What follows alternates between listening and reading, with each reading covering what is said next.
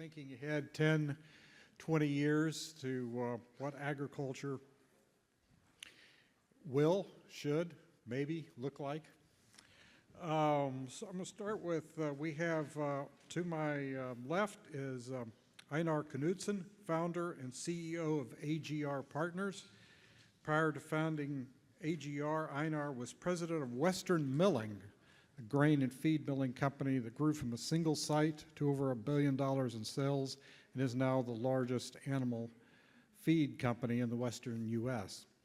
He also spent 10 years with Rabobank in New York, managing a loan portfolio and venture capital investments.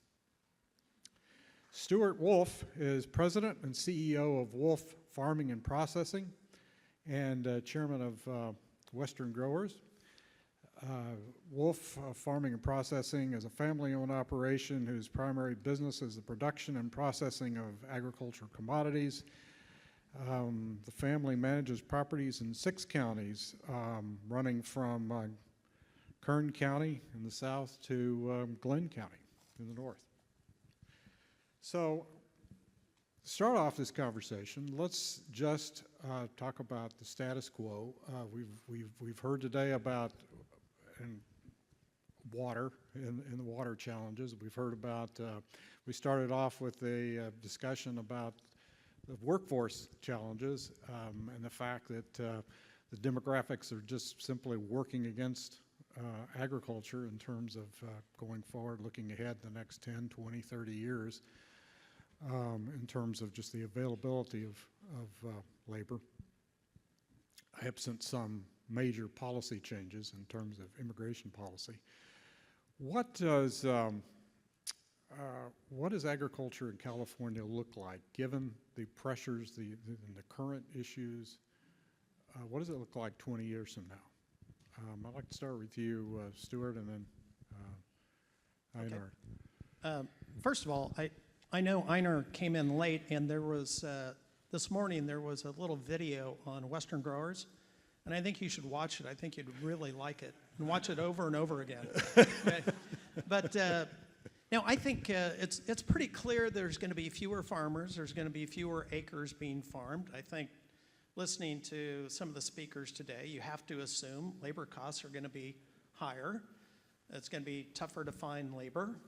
I don't think we're suddenly going to find ourselves with additional resources available to us. So I don't think we're going to find prosperity through more regulation and our inability to have access to resources. And so I think, you know, what I'm really interested in is you know, it sounds like kind of a bleak future for California agriculture at large, but there are going to be survivors. And you know, I think what's really interesting is what are the attributes of those that will survive and prosper when we get there? Well, we're going to get to that question. Ejnar, how does this, from the investment community's view, what does California look like over the next 20 years? Well, as background, we have invested over $700 million. We have $1.1 billion, so we do have more capital to invest, and we are looking at investing in several companies in California. So while there's challenges, I'm still optimistic, and I think that about 25% of the 16 companies we've helped are in California, but we've also helped companies build operations in Phoenix, Arizona, Yuma, Arizona, that did not want to locate in California. They were East Coast companies that were coming west, and they wanted to supply the California market, and they looked at it and made choices to allocate their capital in Arizona and in other states. And then we've also invested in companies on the East Coast that are in the produce industry. One company that's in the produce industry, and when you think of the logistics cost and the water cost and compliance cost, here in California, we're invested in one produce company. If we compare the cost of compliance, it's a third more, labor's more than a third, if not 50% more. It's difficult with the legal system and all the litigation, the open It's like it's hard to get a deer tag in most states, but it's easy to get a tag to sue people here in California. So so there's a very litigious state. But with that, it's a tremendous economy with what, 2 trillion plus, and I would rather be here. Stuart asked me earlier, he said, why would you want to invest in California? And I'm like, Stuart, I figured out, I used to have hair, and I figured out I lost it in South America and Central America and Asia. So I'd still rather invest here than if you looked at so many other countries. And we're larger than so many of these other countries. I mean, look at the challenges you would have if you were in Japan with the aging population, or if you were in Europe with the slow growth. So I think there's a lot of opportunities, and we'll get into some of the solutions. But I'm optimistic, and I would expect that we'll have 2 or 3 new investments in California. I wouldn't be surprised if we invested another $100+ million in the next 3 years. And when we make investments, that could be as a decade-long investment. So they'll navigate this environment. How do you see California agriculture changing over the next 20 years? What are the big changes that you see in terms of types of operations, commodities, so forth? Yeah, so my family came 100 years ago from Denmark to California. And if I look at, when we were, our office is now in Davis, but when we were located in Visalia for 16 years, we had pictures of all the farms around Visalia in the 1920s to 1940s. And before technology came in with irrigation, it was flood irrigation. It was a beet plant, a canning plant in Visalia, a brand new canning plant. So it was just, the whole industry was just different, right? And new technologies applied us to use our resources to produce higher crops like nuts when we could have irrigation and such. So we're not doing beets anymore. My aunt had a dairy in Santa Maria right next to the beet plant, and now they're growing, that's right by the Windset greenhouse.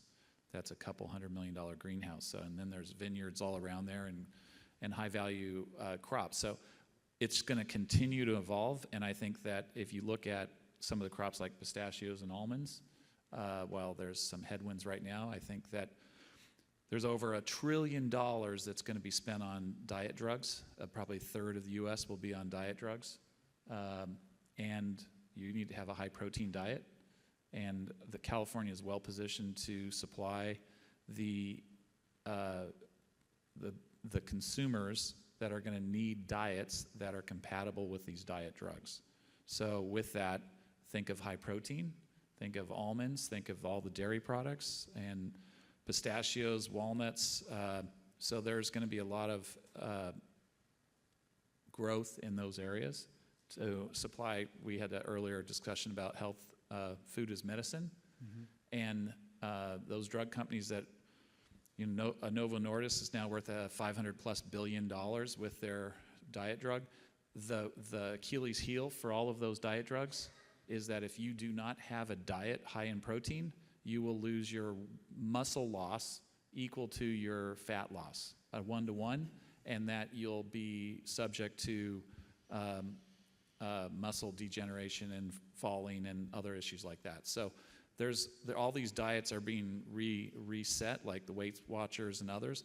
And if you look at California's high value crops, be it the protein crops I just mentioned or vegetables, there's going to be a lot of emphasis, and I think you'll see a big change when 1/3 of the population in the United States is on those drugs. You didn't expect that answer. No. It's good you kept it short. Drops into the California ag discussion. Stuart, before we start more into the opportunities, and Ejnar has set us up for that, but I want to talk a little more about some of the driving forces and the challenges and what kind of impact they're going to have. Talk about Sigma and the water issue, how that's going to, how farmers are going to have to think about that, what kind of change that's going to drive, and how well are farmers dealing with it and thinking about it.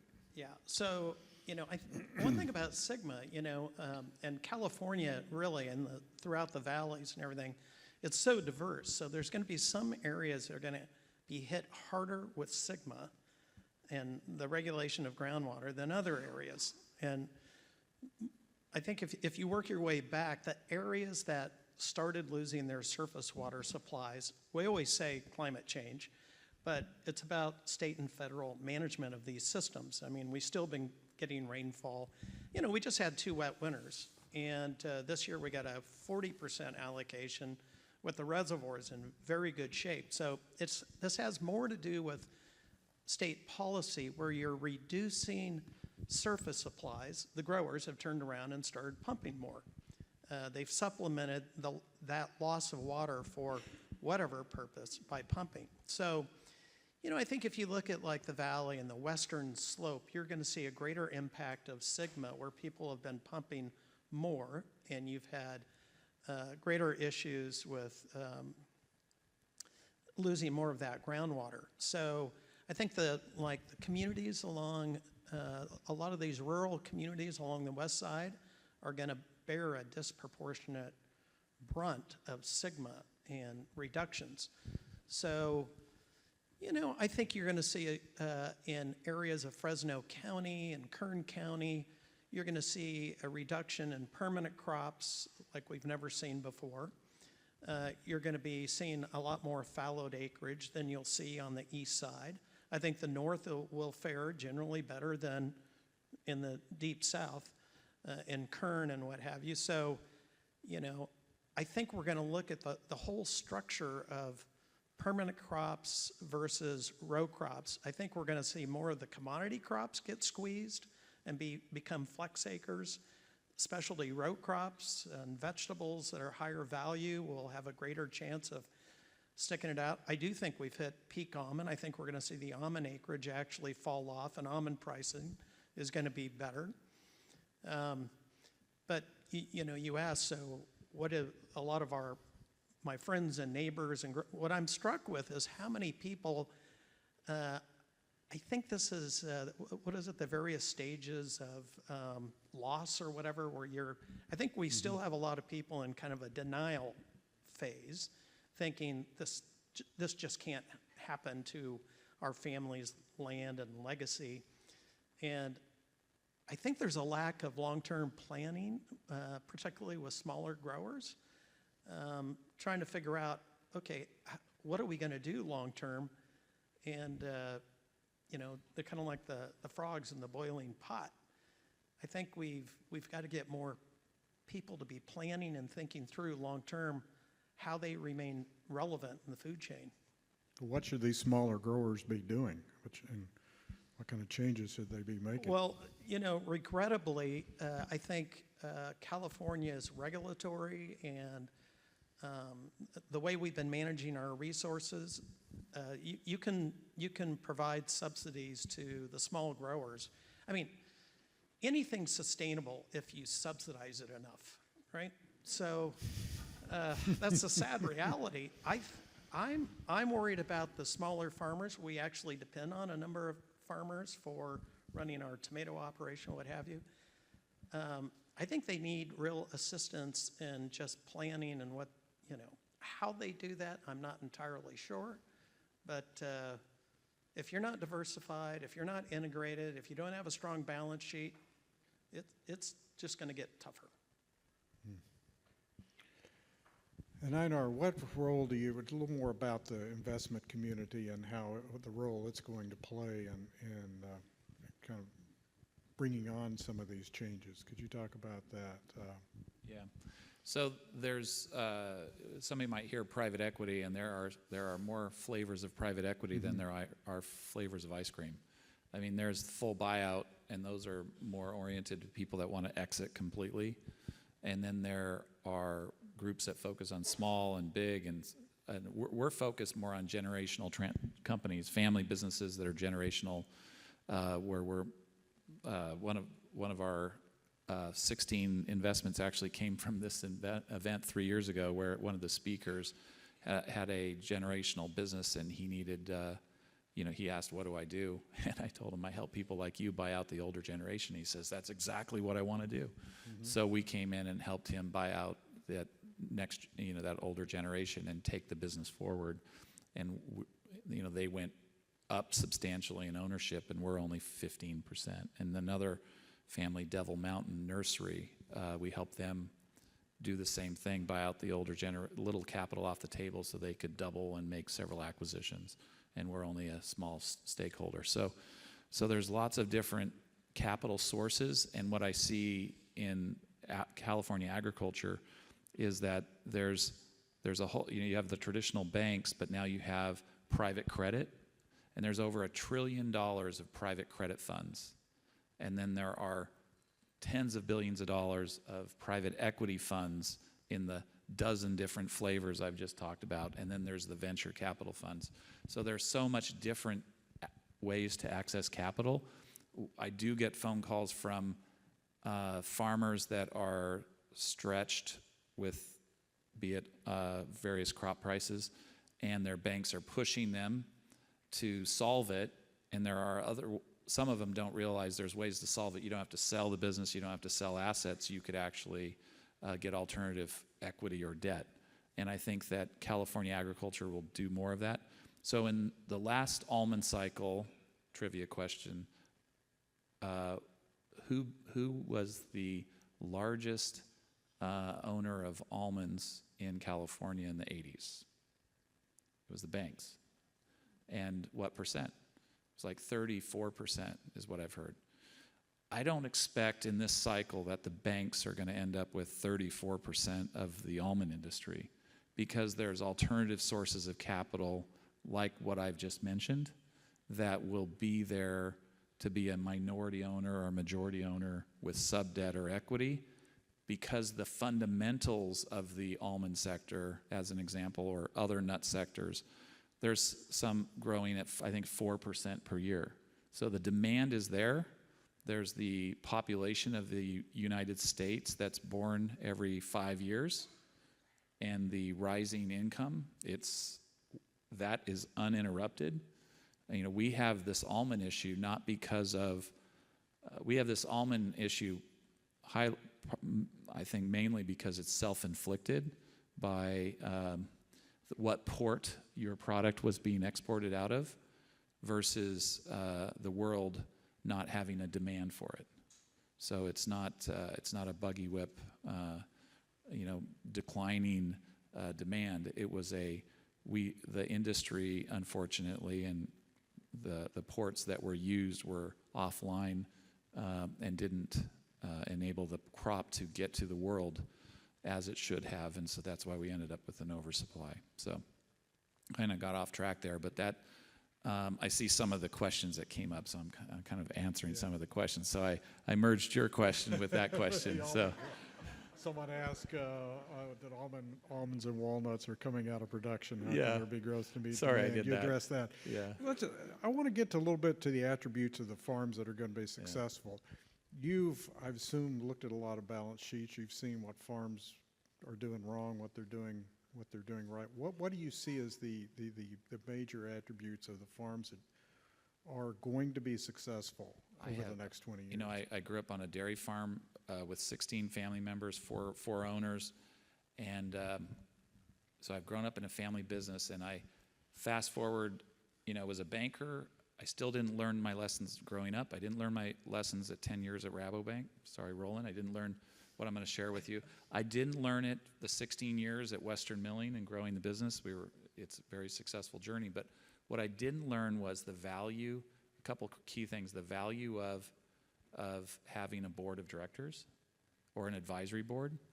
And when I come to a company that has a board of directors or an advisory board where there's a real sparring partner between the management and the board, the power of that company is tenfold. And it was really, the next step is when I see businesses that have usually a strong CFO or a strong operations person and a CEO, like a counterbalance. And for 22 years, we've been going to the Berkshire Hathaway shareholder meeting, and the opening this year was pictures of it was Warren Buffett and Charlie Munger, who just passed away. But it was then Batman and Robin, and it was Captain Kirk and Spock. When you find partnerships where somebody has a veto power because we all drink the Kool-Aid and get really bought in on something. And if we have that partner that's the veto, or and it might be a spouse, so we really look for that in a business, or it could be that board or advisory board that's strong enough.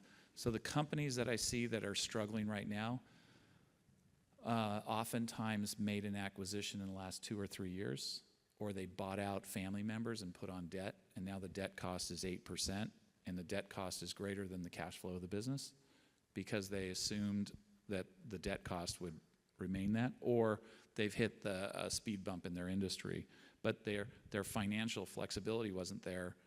And in some cases, they didn't have that sparring partner to really say, maybe not, or maybe we have to bring in a third party to be there to help us have financial flexibility should interest rates go to 8%.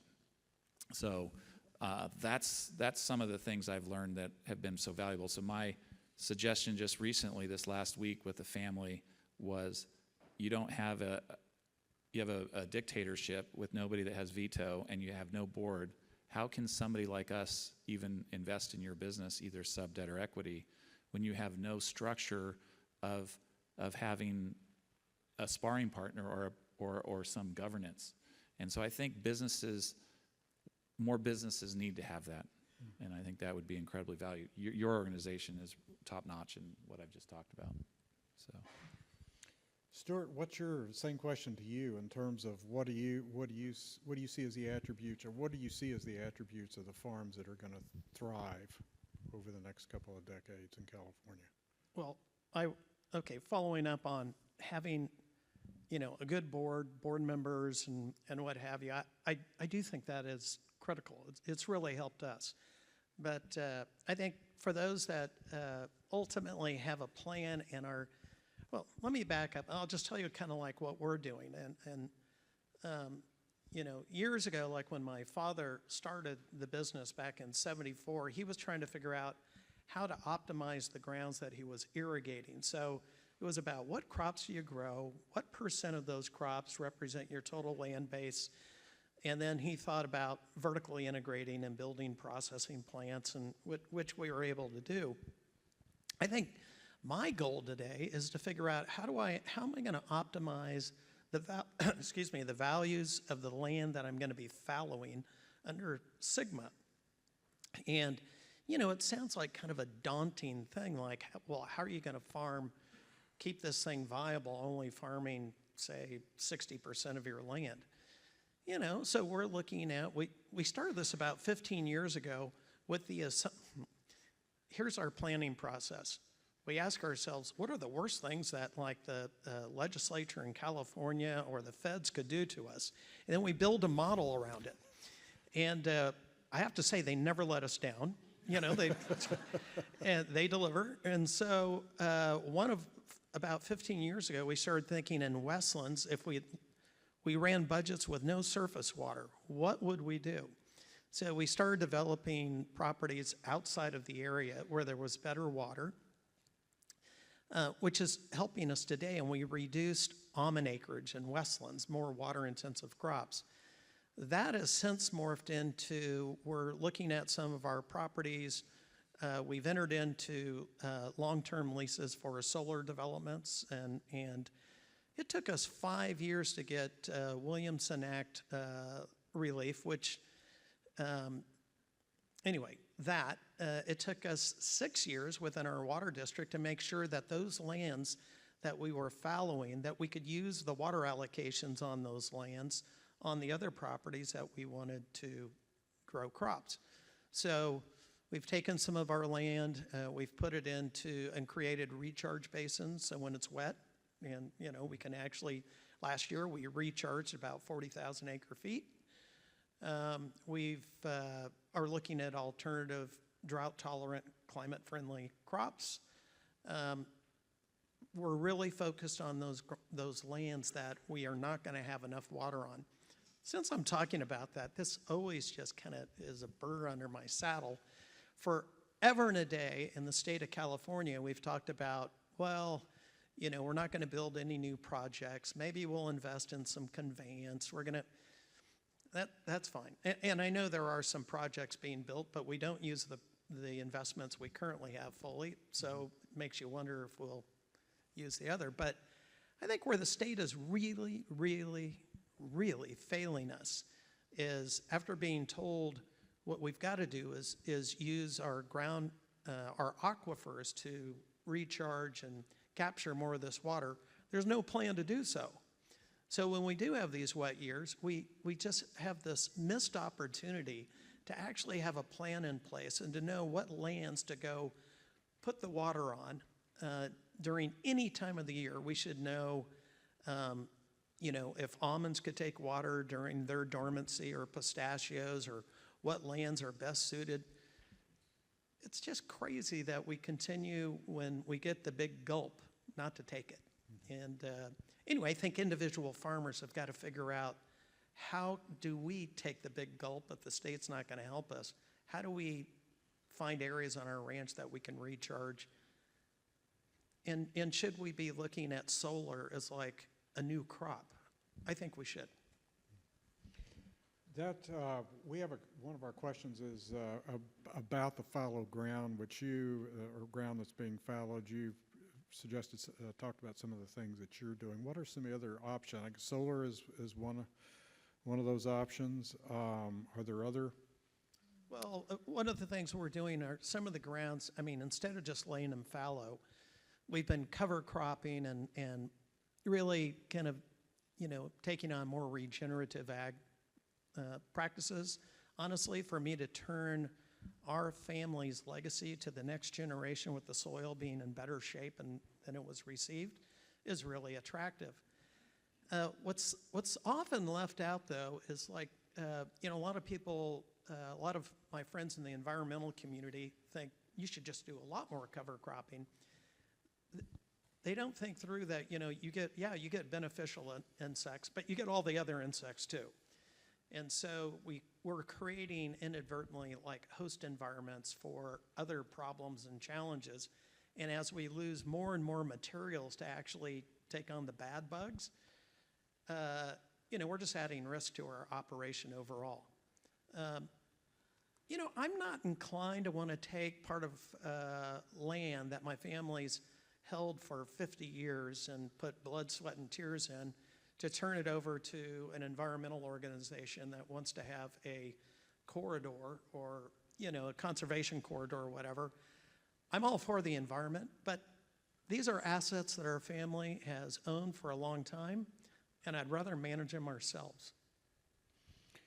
Ejnar, what do you see as solutions for that land that may not be able to be productive because of the Well, first, water issues? it's unfortunate. It's really unnecessary. It's really unfortunate that we can't manage the resources. We have the water; it just doesn't get captured, and I think we can do it sustainably to get it there. But unfortunately, we're going to fallow 1 million acres right now. Now, will that change? Maybe. If you put the horizon out long enough with the Sites Reservoir and what we heard earlier. Also, if you look at some of how the forestry is managing its forest and how dense the forests are relative to what they used to be, and that as a result of that, how much water is getting used by the forest versus what used to come down in the valley. If you start to look at all of those solutions and what Stuart talked about, if we can capture some of the water in the wet years, my hope is that we'll see it won't be as bad as the 1 million acres. There's some questions about, some people ask the question here about if you're a small farmer, what do you do? It's tough times. I think that these times have been tough before, and if you're in crops that are growing 4% per year, and if you've got a low-cost structure, you're not going to be growing some of these crops in other parts of the world. There's a good future here, and the consumer is going to pay for it, and you'll be rewarded for it. So you just have to make it through this cycle. I have to stop reading that because I keep merging. I keep merging the questions. Yeah. One of the questions in here is, and continue to think because you brought up the issue. what commodities are most likely, or farms are most likely to shift? Obviously, California's obviously lost some dairies to Yeah, we'll go all the way Arizona, back. We lost Texas, a lot so of forth. wheat. It used to be all wheat, and then it was sugar beets, and now it's like Visalia is you see trees. So What I other think, commodities do you yeah, see? I think that you see one thing, we've been partners in ag businesses, and we're partners in ag businesses in other states. California is such a wonderful place. As Stuart says, the deep south in California, we've defined it now as Bakersfield. I was just in La Quinta in the Imperial Valley area yesterday. But I think that they got left off of Stuart's thing. But you look down there in the Imperial Valley down there, they're planting stone fruit down there. They're planting peaches down there. They're planting more citrus down there and lemons. So you can get some really high value crops that are specific with the right varieties and do quite well in that area that are lower labor intensity than some others. And I think that, I was just in Fresno a few weeks ago. It's interesting to see even the grape industry and the raisin industry with mechanical harvesting and getting twice the tonnage and with the labor. So there's technology, the investment around technology and what we see like Western growers and more tech investing. You see like the labor cost in New Zealand is more than it is here. The compliance cost is more in New Zealand and Australia than it is here. I would rather, so I'm not going to buy into all the pessimism, because you can do high value crops with the best technologies and automation with new varieties that have twice the yields and do very well. So you just need to have access to that. And I think what we see with UC Davis, Western Growers, and all of these, like going to a Western Growers meeting, I love that Shark Tank event, just exposing the industry to all these new innovations coming along. That's part of the solution for operating in California with the type of cost structures we have with people. So, I think that is part of the solution, but I'm optimistic for those that have the right attributes, right? I think it's going to be a real struggle for a lot of other, I hate to keep saying this, but smaller operations. It's going to be a lot tougher. What I wonder about, though, will we be able to move the needle as much with, innovation and that you're talking about as we have in the past with something like better seed varieties and drip irrigation, where we at least in regard to processing tomatoes and some of the other crops, we more than doubled yields. I mean, it was really remarkable, and we rode that wave for probably 25 years, where we are able to keep pricing at a pretty low level as we drove yield. I mean, do you think we will be able to drive yield as much as we've had in the past? I think you're thinking of, for example, the industries that have had the investment, like your tomato. Some of the areas have had good investments on genetics and technology and harvesting, like tomatoes have. Whereas if you think of other crops like raisins or grapes, for raisins, they didn't have that investment. So they're just now doing what you experienced 10 or 20 years, or probably 20 or 30 years ago. So there are some niche crops that are going to see the technology benefit. But I think about some of the harvesting on vegetables in a field and having it be robotics.